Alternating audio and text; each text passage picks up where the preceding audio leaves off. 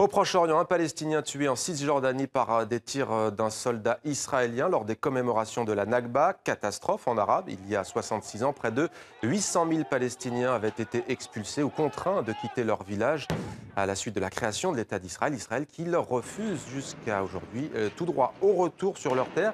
Des centaines de villages avaient été rayés de la carte et désormais une application sur smartphone, sur ordiphone, permet de retrouver, de localiser ces villages détruits. Décryptage avec Léa Baron de la rédaction web de TV5 Monde. Bonsoir Léa. Bonsoir Mohamed. Alors, cette application s'appelle, je le disais, iNakba ou iNakba. Qu'est-ce donc au juste ?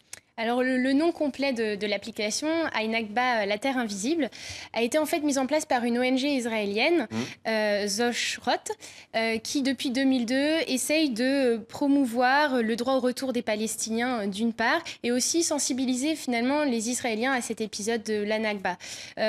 Donc cette application, elle est très simple. Comment ça marche? C'est une carte interactive qu'on peut voir ici, sur laquelle sont placées des épingles, sous lesquelles on peut trouver des lieux, des villages palestiniens disparus, rayés de la carte finalement, et sur lesquels on obtient plein d'informations, des photographies, des témoignages, des vidéos entre autres.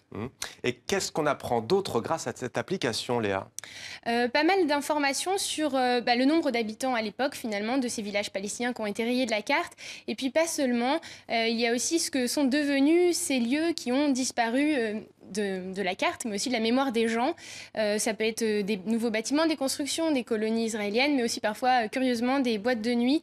Donc autant d'informations insolites qu'on retrouve sur l'application et qui permettent peut-être aussi aux Palestiniens qui ne peuvent pas revenir en Israël, à cette diaspora, de voir leur localité d'origine finalement. Et en hébreu, ça veut dire souvenir, cette ONG Zoshrot que vous avez Exactement. citée. Merci à vous, Léa Baron, pour cet éclairage.